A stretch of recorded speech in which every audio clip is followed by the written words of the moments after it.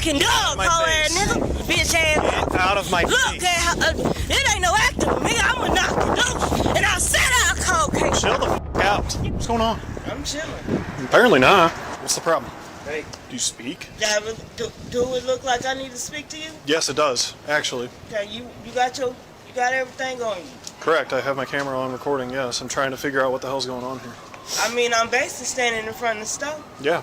And why are you in my face? She just said somebody tried to rob her stove. 6 feet away from me. And she said anything can go and somebody try to stop. And them weird ass Mexicans up in there, you know they get f***ed like Kevin Coon. You was up in there getting your dick sucked by. Boom. What is your name? Amber Lamb. That's not your name. What's my name? What's your name? What's your name? Sergeant Boucher, what's your name? What's your name? We're not playing this game. You sending that shit. Who are you? Who are you? So there's a couple ways. Go talk to her, figure out what we need to do. With your weird ass. You walk down Kevin Street. Stay here. Bum, bum, bum, bum, Stay bum, here. Bum, bum, bum, bum, bum, bum, bum, bum, bum, bum, bum, bum. Hey, Latin Kings don't walk up like that in Chicago. I can't do this. What the hell are you doing? Bum, bum, bum, bum, bum, bum. Bum, bum, bum, bum. You ain't know I can do that, nigga? I'm an Indian, dude. What your camera doing it? Bum, bum, bum, bum, bum. Back And what Lou doing? Bum, bum. You're about to talk yourself into jail. Stop. 618 never leave the motherfucking Lady King's whole ass. What is your name? None of your motherfucking bitch. Catch every nigga that ever was selling your pussy ever. Go! Cause think how I would have.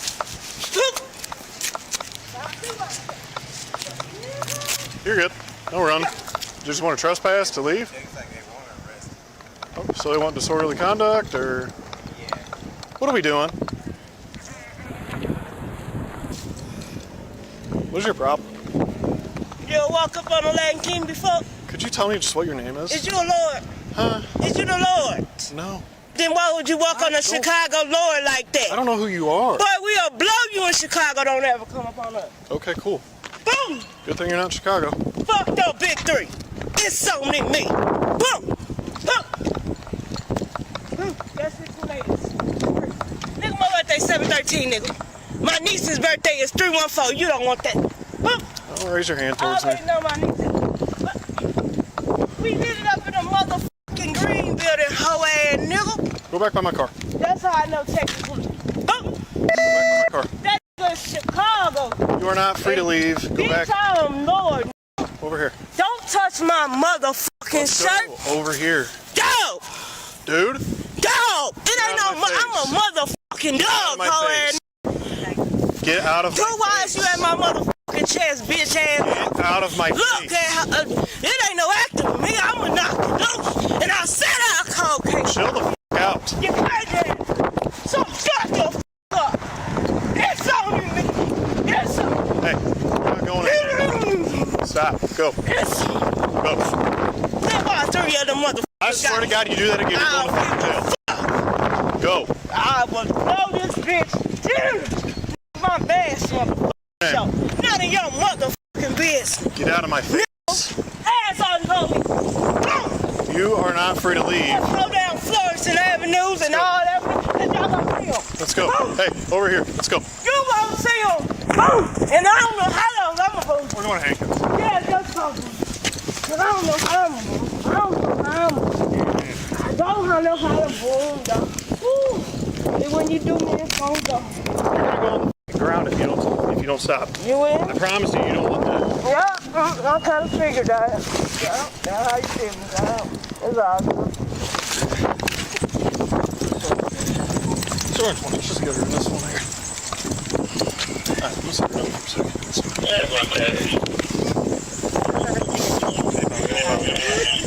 Hey, you realize you did this to yourself, right? What are we doing? He said, yeah, she wants her to be arrested for disorderly. She got in that woman's car out there. She wants something done? Yeah, I'm gonna go talk to her. Pretty much, she's been trying to get her to leave for an hour and a half. Threw the chips everywhere. She wants her trespass and she wants her hit for disorderly conduct. Okay. threatening customers and stuff. Huh? Yeah, it was on camera. Yeah. Chill the fuck out, girl. Boom! Yeah, come on. The feds, because you knew it was the feds. What is wrong with you? Boom! Now y'all gonna have to stay for the city. Like I said, you gotta put it in the wheelchair. Boom! So get up in. Bitch, did I pull my leg like that? How?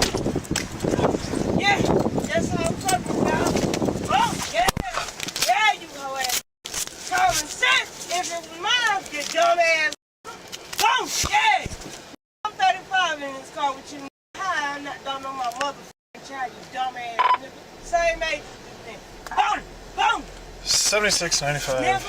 One adult female. Boom! Starting is 5'5". Yeah, 0.7. weird ass. Yeah, you call them.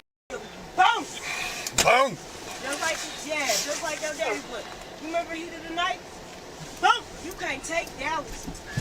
You can't get up in Dallas. What the fuck are you talking about? I told you can't get up in Dallas. Boom! They gon' lose your ass. You don't know how I'm rocking, dog.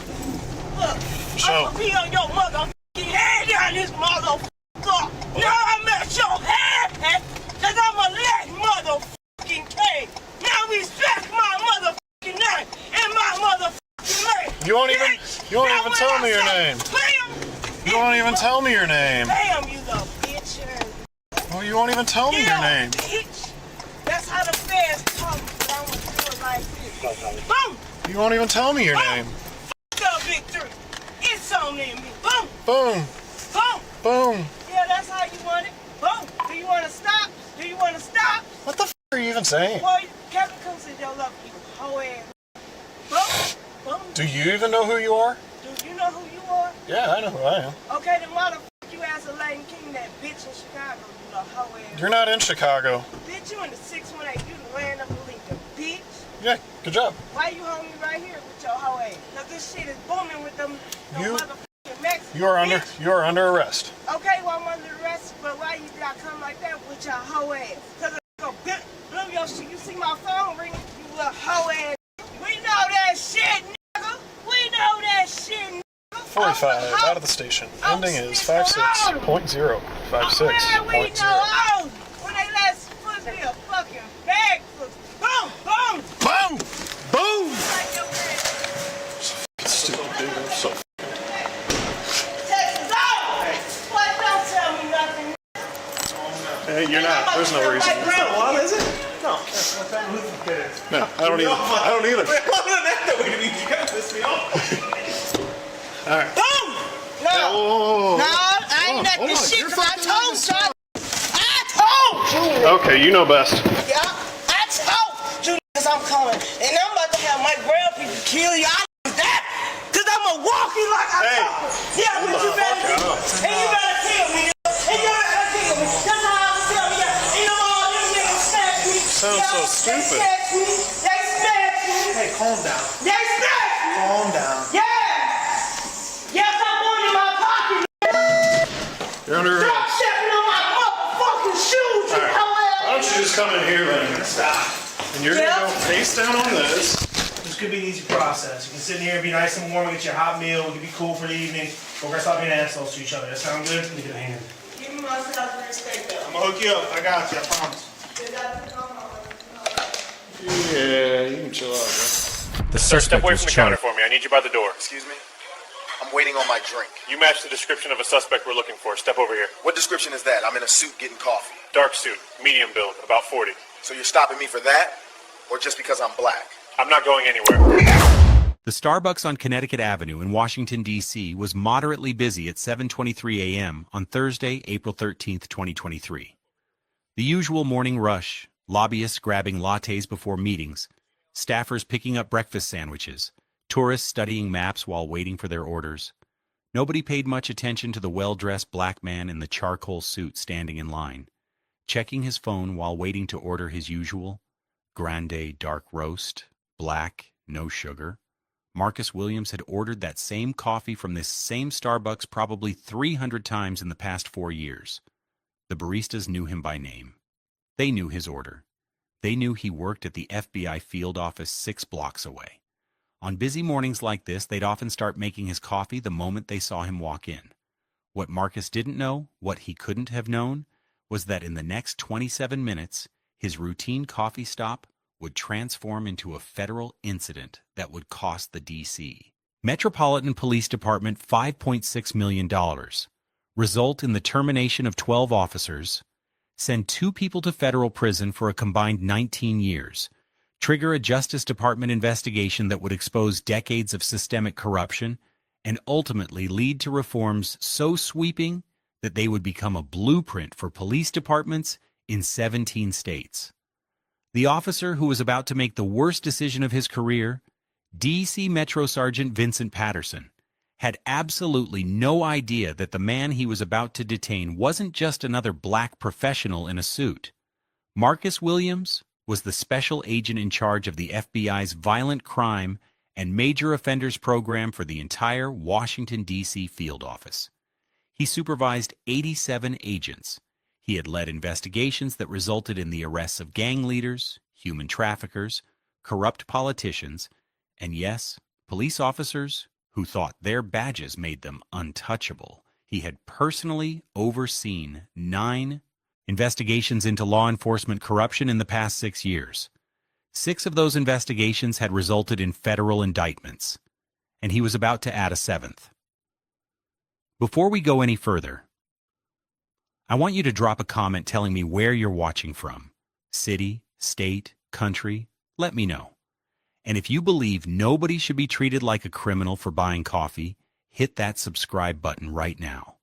This story is going to show you exactly how deep corruption can run and what happens when someone with real power decides to burn it all down. Marcus Jerome Williams was 44 years old, though people often guessed younger. He attributed it to genetics from his father's side and a disciplined fitness routine that included running 5 miles every morning before work.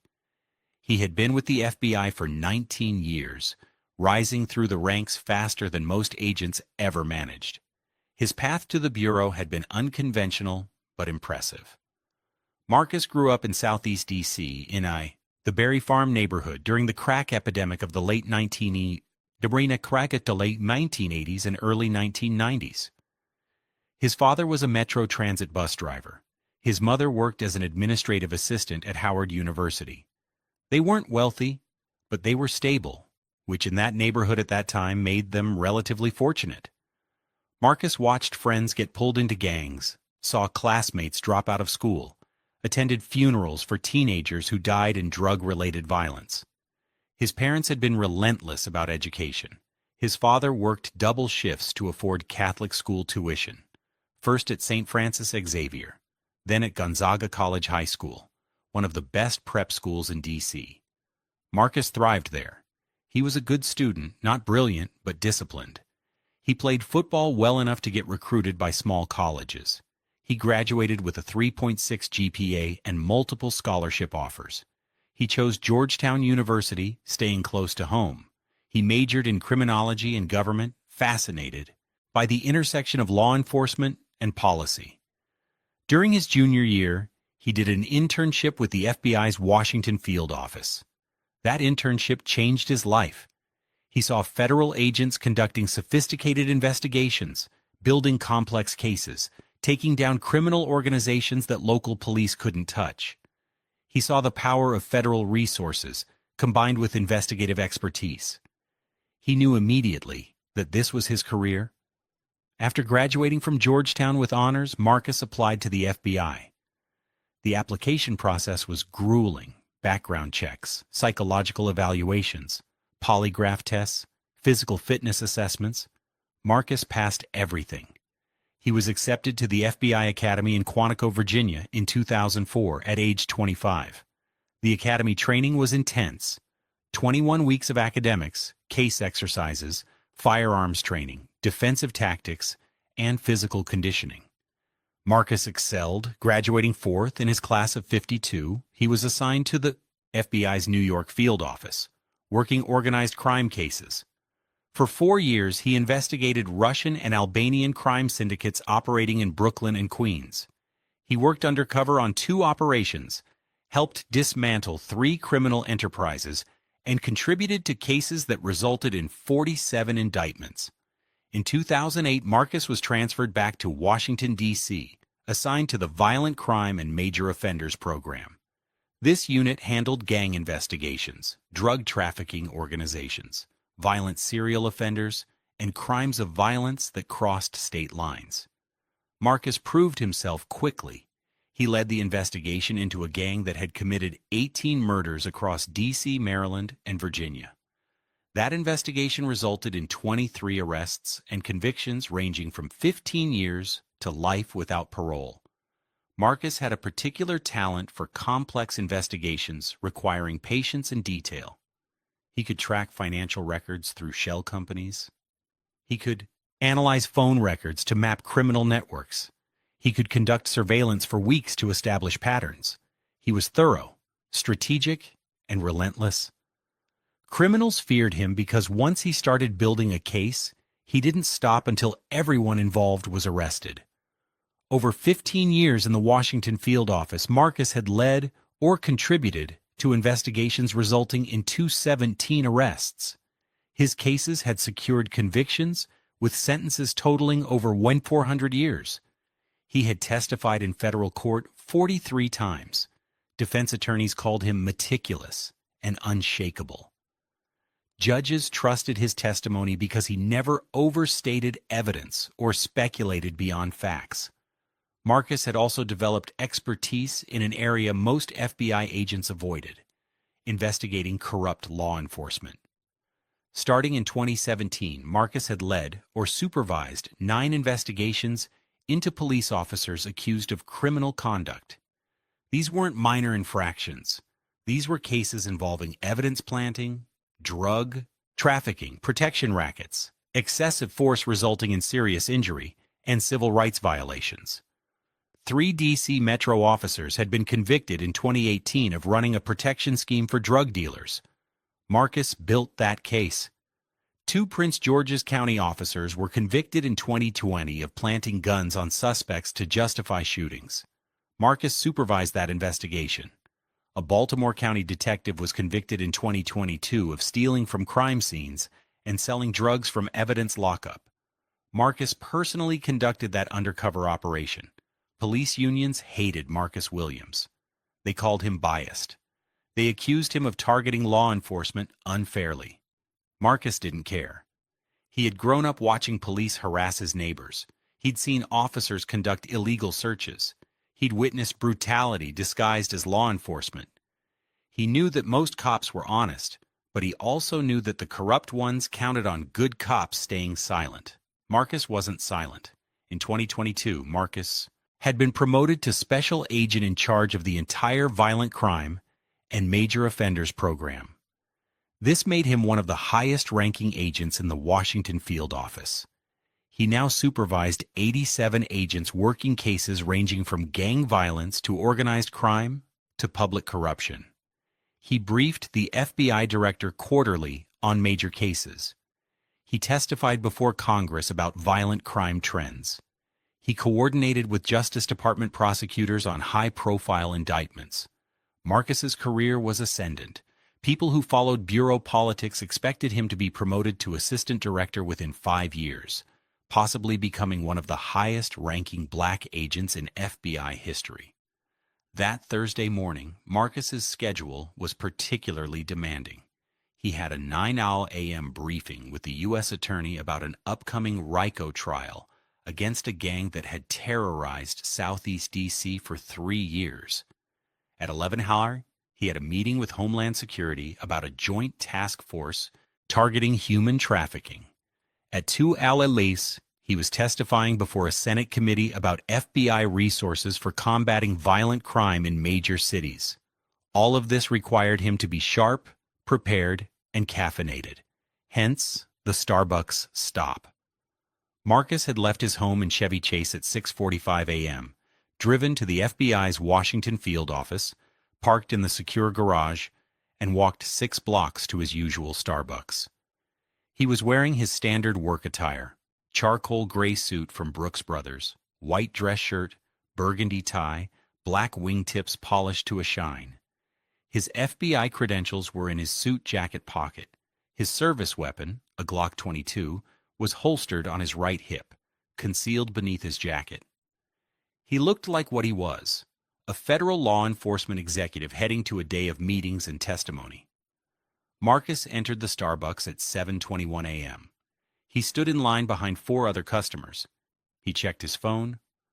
Scrolling through emails while waiting, the line moved forward. Marcus stepped up to the counter. "Grande dark roast, black," he told the barista, a young woman named Jessica, who recognized him immediately. "Morning, Marcus. Give me just a minute. We're brewing a fresh pot." "No problem." Marcus stepped to the side to wait, still checking his phone. He was reviewing notes for his Senate testimony, making mental edits to his prepared statement. That's when Sergeant Vincent Patterson walked through the door.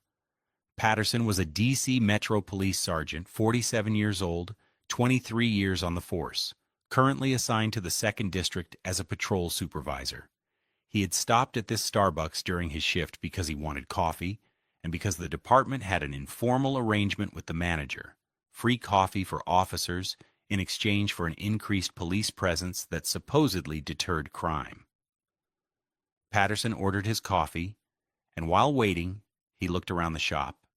His eyes landed on Marcus Williams, standing to the side, looking at his phone, wearing an expensive suit. Something about the image struck Patterson as wrong, off, suspicious. A black man in a suit in an expensive coffee shop shouldn't have been suspicious. But in Vincent Patterson's mind, shaped by 23 years of bias that had never been challenged or corrected, it was. Patterson didn't see a federal agent. He saw a potential suspect. He approached Marcus with his hand near his service weapon. "Sir, I need to see some identification, now." Marcus looked up from his phone, initially confused. He saw a D.C. Metro sergeant standing close, hand near weapon, expression hard. "I'm just buying coffee, officer. Is there a problem?" "You match the description of a suspect we're looking for. Hands out of your pockets. Step away from the counter." Marcus's analytical mind processed this immediately.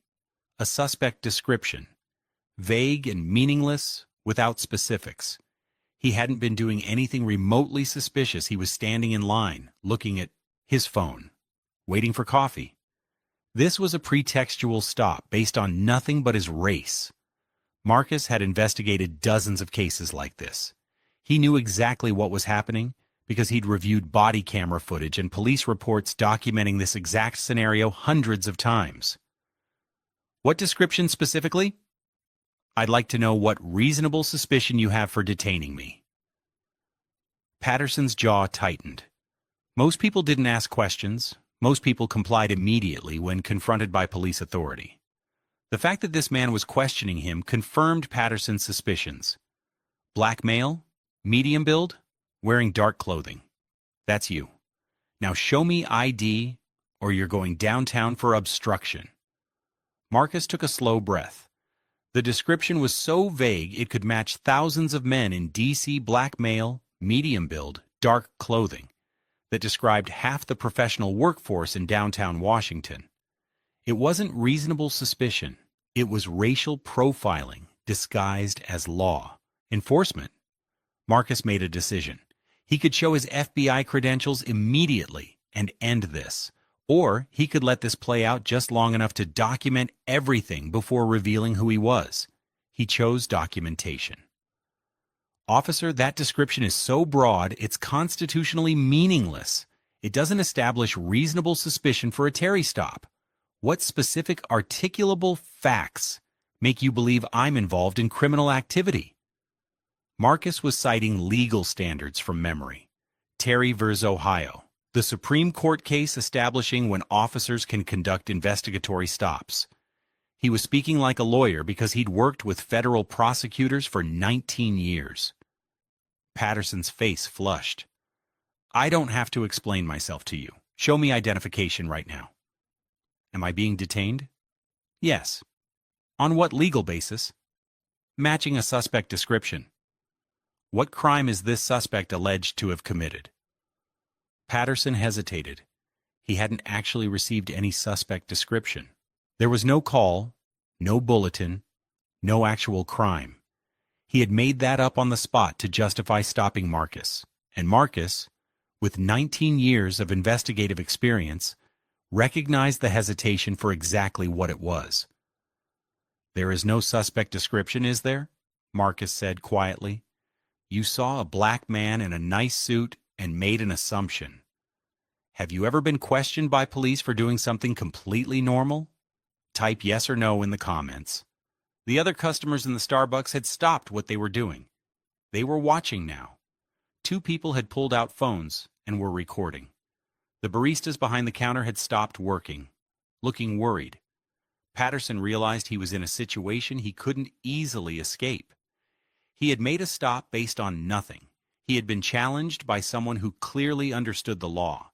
He was being recorded by multiple witnesses. He needed to either back down or commit fully to a course of action that would justify his initial stop. He chose to commit. "Turn around and place your hands behind your back," Patterson said, pulling out his handcuffs. "You're under arrest for obstruction of justice and failure to comply with a lawful order." Marcus stared at him. "You're arresting me for questioning your legal authority to stop me? Turn around, now." Marcus made his own calculation. He could resist and risk escalation. He could show his credentials now and possibly de-escalate. Or he could comply. Let Patterson arrest a federal agent and ensure that what was about to happen to Patterson's career would be so thorough that it would send a message to every cop in D.C. who thought they could profile black professionals without consequences. Marcus chose option 3. "I'm Special Agent in Charge Marcus Williams, FBI," Marcus said clearly, speaking toward the nearest phone recording the encounter. "I supervise violent crime investigations in this field office. What you're doing right now is detaining a federal law enforcement officer without articulable suspicion while I'm purchasing coffee. I strongly suggest you reconsider your next move, because every decision you make from this point forward will be reviewed by the Department of Justice Office of Inspector General." He pulled out his FBI credentials and held them up, the official badge and identification card clearly displaying Federal Bureau of Investigation and Special Agent in Charge Marcus J. Williams. The Starbucks went completely silent. Patterson stared at the credentials. His face went from flushed to pale. His hand, which had been holding handcuffs, trembled slightly. You're FBI?" "Special Agent in Charge. I run the Violent Crime Program. I supervise 87 agents, and I've personally investigated 9 cases of police corruption in the past 6 years, resulting in multiple federal convictions and prison sentences." Marcus paused, letting that information sink in. "So I'll ask you again, Sergeant. Patterson?" Marcus read his nameplate. "What specific articulable facts gave you reasonable suspicion to detain me?" Patterson had no answer. He stood there, handcuffs in hand, staring at a federal agent he'd just tried to arrest for buying coffee. One of the Starbucks customers spoke up. "I recorded the whole thing from the moment he approached you." Another customer. "Me too, got it all on video." Marcus